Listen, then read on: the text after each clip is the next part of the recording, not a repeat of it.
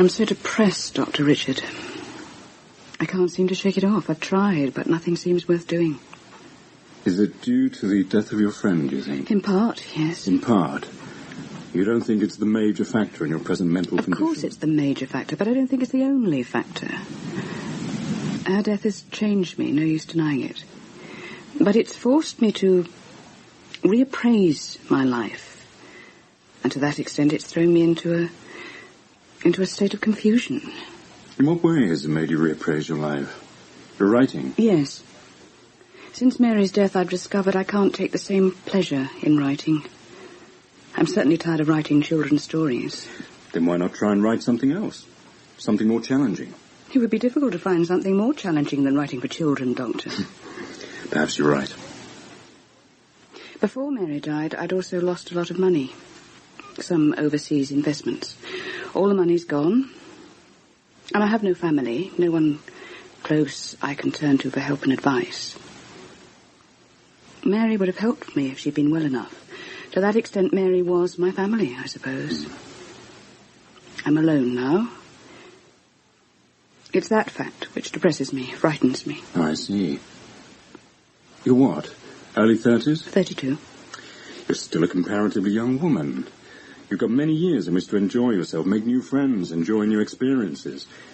Look, I could prescribe tablets for your depression. It would be the easiest thing in the world, but it wouldn't solve the root cause of your problem. In fact, Miss Chaucer, I can't solve your problem. But if you can't, who can? Another specialist? No. You. You yourself. How? For a start, you have to get away. Right away. A fresh environment, a new locality. Abroad, you mean? Not necessarily. Get out of London. Go into the country. Find a small village somewhere. Make new friends. Find a new rhythm for your life. And then rethink your future.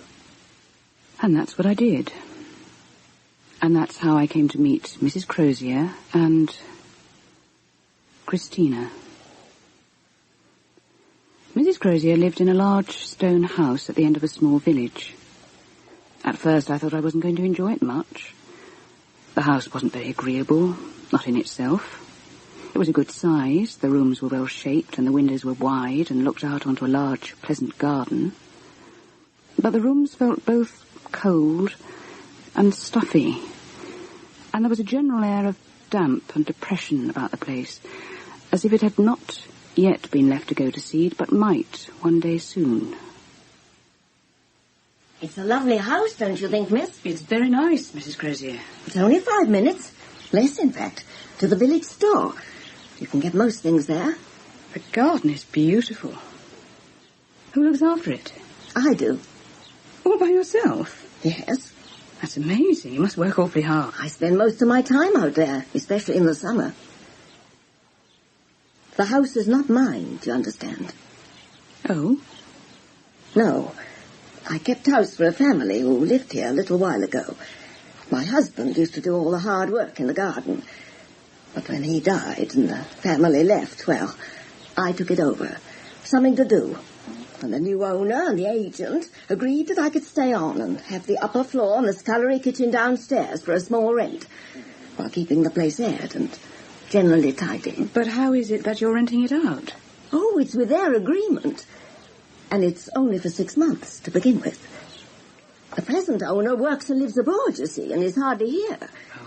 He's bought the place for his retirement and is wanting it occupied until he needs it. Doesn't want to let it get run down. Suits all concerned.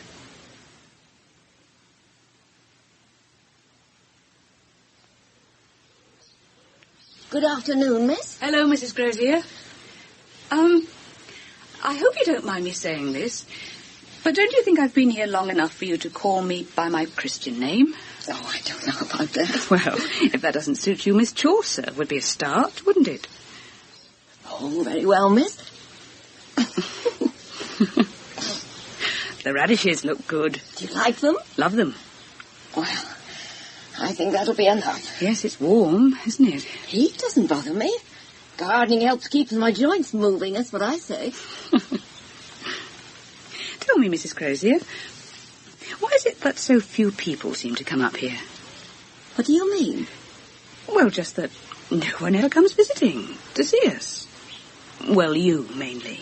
You must have lots of friends in the village, but they never call. I've seen people round here too busy to spare the time looking about for things. Things? For what things, Mrs. Crozier? What do you mean?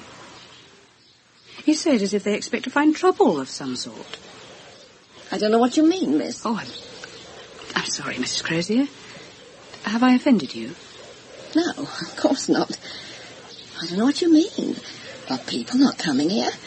They can come here if they wish. Nothing's stopping them. Excuse me. I'd better get these radishes cut and washed.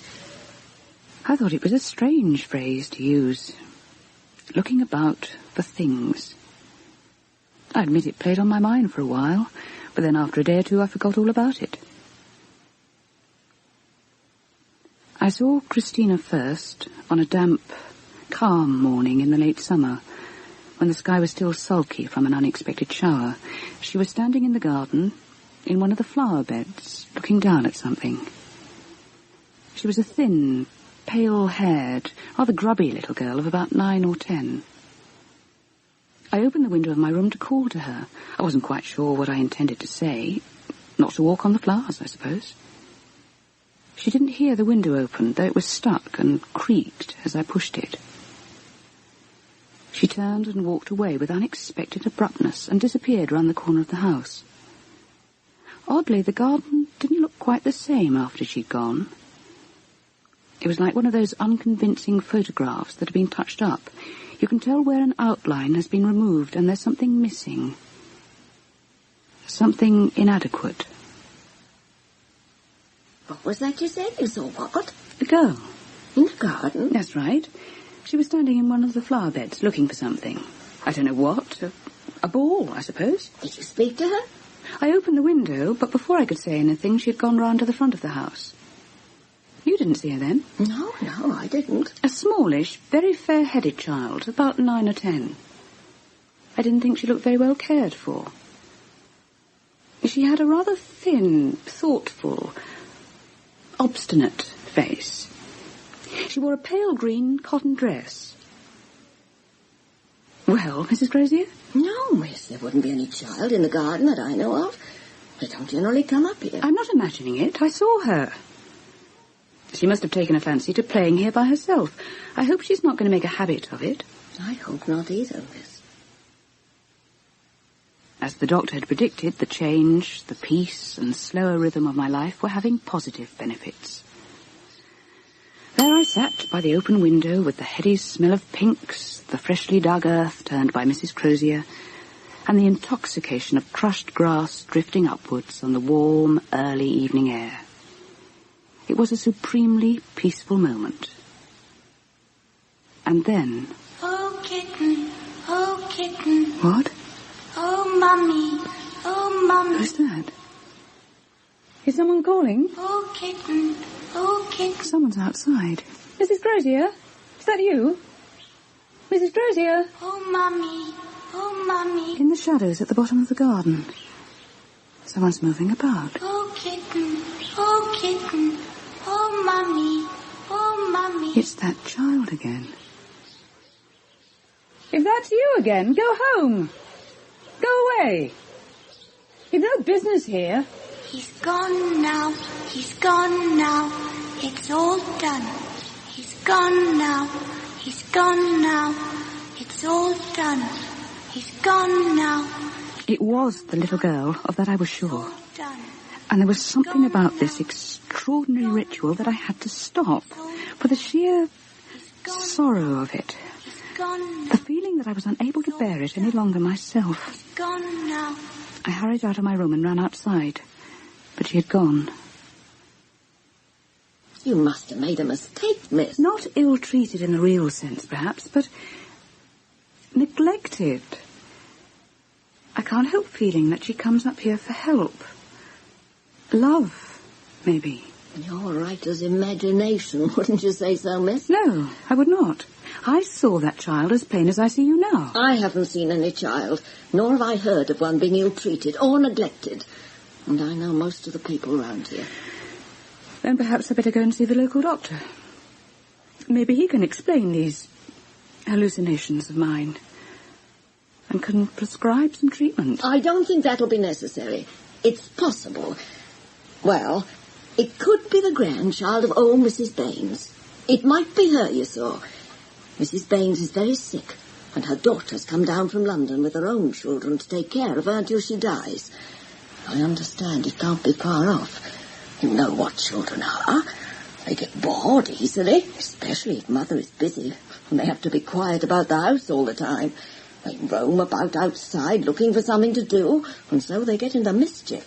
Yes, it's possibly Mrs. Baines' grandchild, you saw. And I believed this, for it seemed possible that there was something wrong with one of the London children, and that Mrs. Crozier didn't want to talk about it. I believed it until I walked down into the village one morning and saw the whole of Mrs. Baines' London family gathered outside the post office. And when I told Mrs. Crozier that I had seen them, and that none of them was in the least like our garden visitor, she retired into herself like a hermit crab. Then one night, when the heat of the day had brought forth a parade of thunderstorms across the sky, I went to bed early, hot, worried, and restless. The atmosphere was stretched taut and dangerous like an electric fence. There was no real darkness in the room, no sense of shadow or anything lurking, and most of the furniture was clear to my sight, so I cannot say how it was that one moment she was not there, and the next moment she was. The sight of the small hand, stretched out in a friendly, comforting gesture, was as unexpected as a scream on a sunlit lawn. I don't like the thunder. It's cold in here. Don't you think it's cold? No, I don't like the thunder. Do you? No, I don't. Why are you lying here? Aren't you uncomfortable? The bed's over there. The kitten used to lie on it sometimes. The kitten used to lie there. Soft.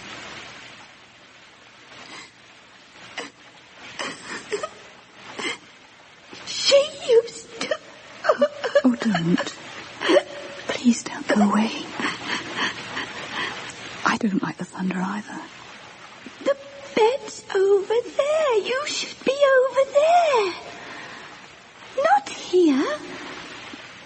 Why don't you...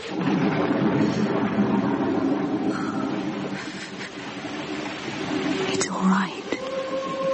Honestly, it's all right. Please, come closer. Please. The kitten used to sleep there. The kitten. The kitten. The kitten. The kitten.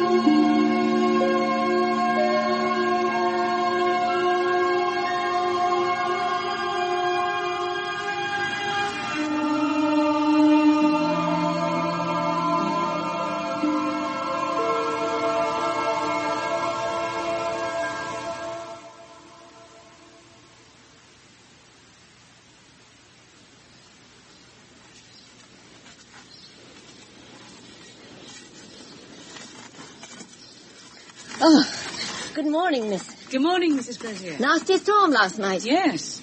I'd like to talk to you, if I may. Had your breakfast, have you? Yes? Always have a good breakfast. That's what my mother used to say. Sets you up for the day. The young people today go off with nothing in their stomachs except... Mrs. Crozier, Well, miss? you have to tell me. The little girl. What little girl? Please, you know exactly what I'm talking about. You knew what I was going to say as I came along the path. Don't let's pretend any more. The little girl. Did you know her? Was she a child of yours? Or a child of a friend of yours? Well, was she? Child. Oh, my God. What are you on about that again? Look, I don't wish to be rude, but can't you leave it as it is? What made you say was? Do you know that? Since last night. She was in my room, and then she wasn't. She came and went as quickly as the lightning flashed. Who was she, Mrs. Crozier? You heard? You really heard? And saw her, Mrs. Crozier. Yes. Do you mean you haven't seen her? Sometimes. Sometimes I've been sure I heard her. Only I said to myself no good would come of it. So I tried to shut her out. But they were very good to me about this place, you see, miss. They? Her parents are dead too. Then she died here? And she's come back looking for the kitten? I don't know what it could be, miss. If it was her mother, I could understand why she's come back to taunt her. What do you mean? No, she didn't die here. Her mother did. But not the child. They were an uneasy, misfitted, upside-down family. Her dad thought the whole world of Christina. Christina? Is that her name? Her mother wasn't all there, I think. People said she liked to drink too much, but had been cured of it, but that her brain had never been the same. I never saw anything bad about her. But she was odd, no denying it. And she was very dependent on those two, Christina and her father. It seemed as if she needed them a lot more than they did her. You couldn't help but feel sorry for her. They went their own ways because he was a busy man, and a learned one too. And though he was fond of the little girl, like I told you, he didn't spend much time with her. But you could tell how fond he was of her when they were together. And you could see Christina was fond of him back. Only she hadn't any time for her mother. Not that you could blame her, except that it seemed unnatural. But she was a spiteful, sly woman, her mother. What about the kitten? She keeps mentioning the kitten. Oh, Mummy, oh, Mummy. Oh, kitten, oh, kitten. That's what she was chanting once. She killed herself. Who did? Christina's mother. She hung herself in the large cupboard in the room at the end of the house, the old stone larder. There was a big iron hook on the back of the door. Christina found her. Oh, my God. Christina found her? Yes. Opened the door, and there she was, hanging there. A sagging, shapeless bundle.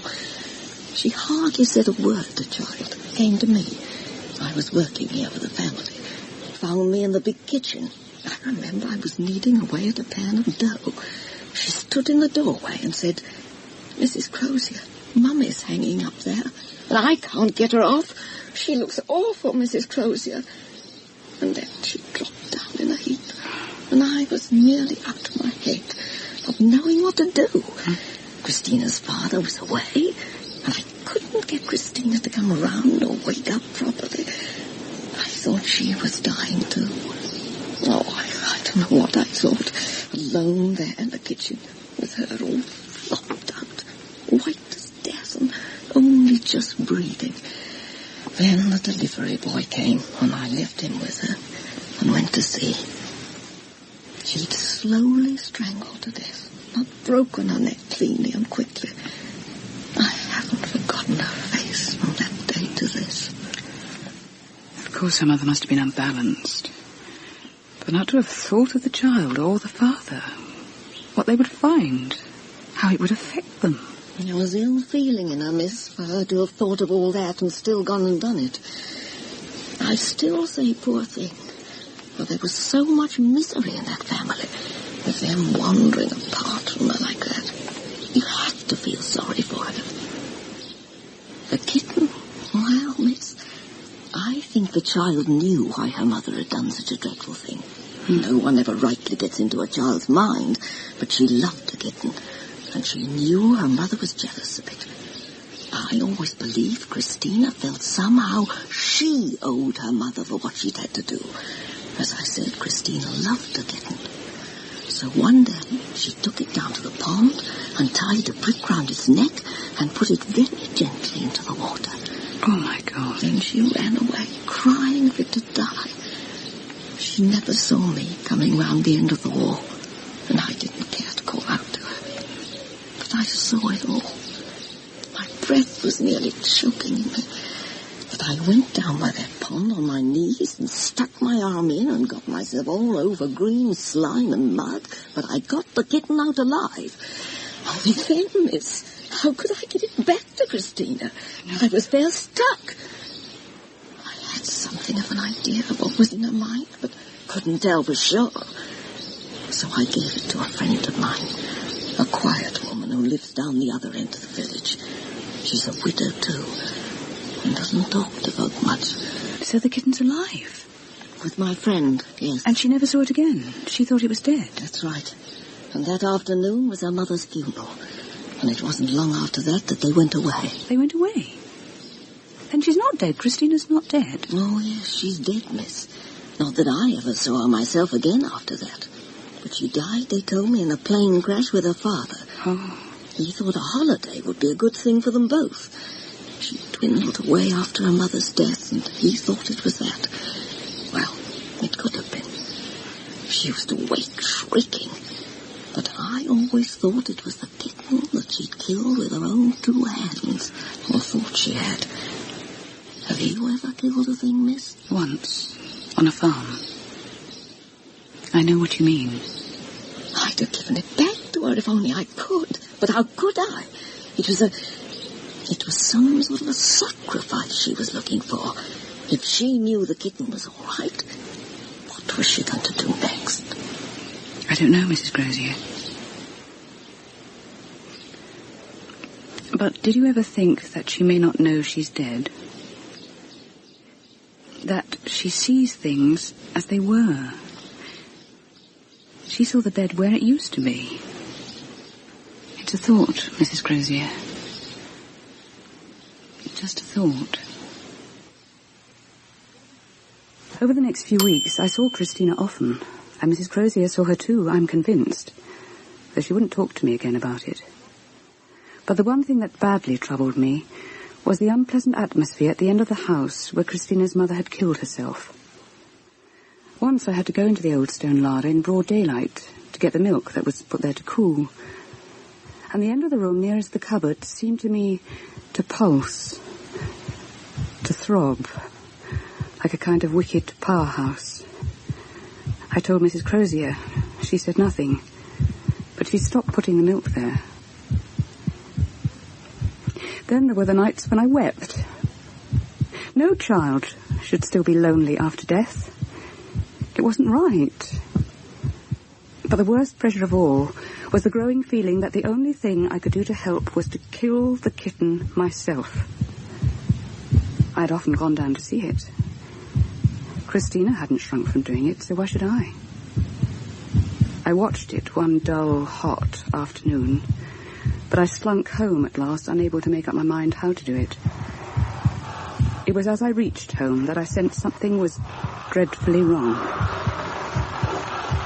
Mrs. Crozier was nowhere to be found in the garden, and as I came along the back wall of the house, the throbbing came again. I looked through the tiny window of the larder, and there on the floor was Mrs. Crozier. She looked so small, so helpless. I rushed into the house and opened the door of the kitchen. As I did, the air brightened round me till it sparkled, and rims of light formed round my eyes as the blood was clamped into the innermost corner of my head. I sank to the floor, my head bursting with the unbearable pressure. Yet, inch by inch, I managed somehow to reach Mrs. Crozier. I grasped her arm and tried to drag her from the room, but it was as if she was made of solid bronze. I was unable to struggle any longer. Then, the pressure suddenly lightened. The outer door swung open, and there, silhouetted against the shimmering light, was the child, Christina. Don't move. Oh. There you are, my lovely. It's all right now, Mrs. Crozier. I've got the kitten. I've got her. See? What? What's happening? You are silly, Mrs. Crozier.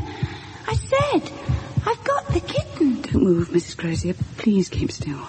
Christina? Yes, Daddy? Come along now. Time to go. Coming, Daddy. coming. Come on, Kitty.